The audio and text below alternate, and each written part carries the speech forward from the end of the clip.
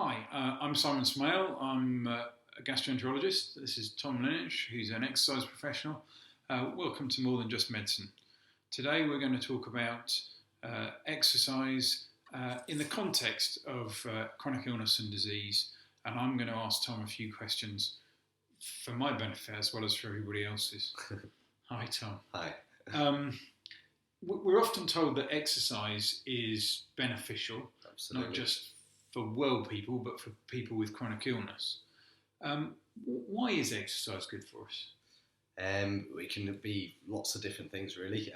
Beneficial to help with our cardiovascular fitness, so working our heart and lungs, which is vital to be able to bring oxygen to our vital organs. So if you can improve that, that helps with recovery, and also helps with your muscle tone. And if you can increase that a little bit, then that helps with weight loss.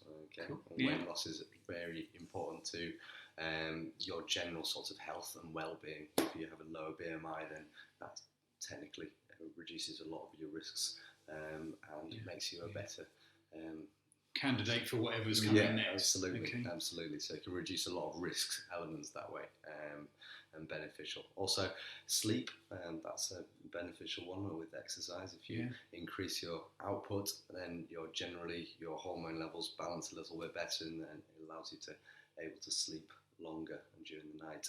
I knew I needed more exercise. Okay. I mean, so exercise is great. It's got lots of established benefits, but many people don't know where to start. No. Particularly if they've got chronic disease. Absolutely. So how should people start exercising? What are the principles? Gently is the first thing. Okay. If you've got chronic illnesses, then your body's already at very high stress levels, and we don't want to do anything which is going to suddenly increase those stress levels, because that's going to really be detrimental to your recovery or maintenance, depending on where you're at and your age, your illness. So gently is the key, really. So you want to be doing things which are low impact, so not just going out for a jog, something like getting out on the bike or swimming or yoga, something which is not jumping around and doing too much, raising up the heart rate. You want to be doing something which you could probably hold a conversation at the same time as doing. It's probably a nice little thing to remember, is that if you can hold a normal sort of conversation whilst doing the exercise, then that's probably around the right limit. Okay, and kind of adding on to that, I mean, how long should people exercise for to begin with? I mean, should they start with 5 or 10 minutes, or should you do an hour? Or... No, you definitely don't need to do an hour. I think that it depends on what you're already doing, which you have to take into account. But if you're not doing anything at the moment, then even 5-10 minutes is going to be beneficial. Just that little bit of a warm up, and doing a little bit of an exercise program, even 10 minutes a day, is going to make a massive difference.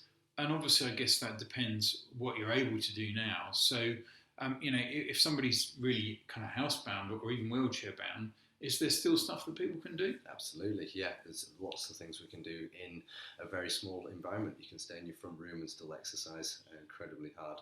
You don't even have to stand up. If you grab some cans of baked beans or some water bottles, you can do some bicep curls, you can push them over your head, you can do lots of different exercises to slowly increase the heart rate. The stairs is a great one for inside the house. You can go up and down the stairs a few times, and generally sort of moving around the house. We can use tables and chairs and different sort of pieces of equipment to work those muscle groups. Okay, that's brilliant. And so then, how do you know you're doing enough? So, we've said start gently, we've said don't have a lot of impact. Mm-hmm. How do people know that they're doing enough exercise? Without doing too much. It's where you feel comfortable, but at the same time you're starting to overload the body. You need to apply a little bit of overload. So you might find that you have a little bit of muscle soreness the next day. As long as that's not too much of an ache, that can be a good thing. And it shows that you've worked that muscle group to its limit, but without causing too much damage. Okay. So if the muscle group is aching for more than 12 hours after a workout, then that's probably a little bit too much. If you're not feeling any sort of aching, then maybe it might be time to step it up a little bit as well. Okay.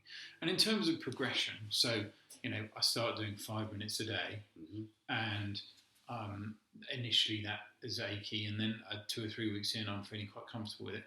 How quickly and by kind of what kind of increments should I be increasing what I'm doing? We should be keeping it to around about 10% extra a week, I think, is a good increment to increase their exercise by. That gives us a nice steady goal to achieve. So if you're doing 10 minutes, then just that extra couple of minutes a week to the workout would actually start to increase. And you can slowly doing that every single week to show of improvement. And if people are feeling particularly tired or they've got a lot of other stress in their lives at that particular week, does it matter if they miss a session or if they even have an easy week, just in terms of recovery? No, you need to look at all the factors around your life as a whole, and if there is a stressful part, work's been particularly stressful, or you don't feel good, or you're coming down with a cold, then missing a session is vital, to be able to be aware of your own body and adapt your workouts throughout is very, very important. Thanks very much, Tom. Thanks for listening to More Than Just Medicine. Thanks for your time, folks.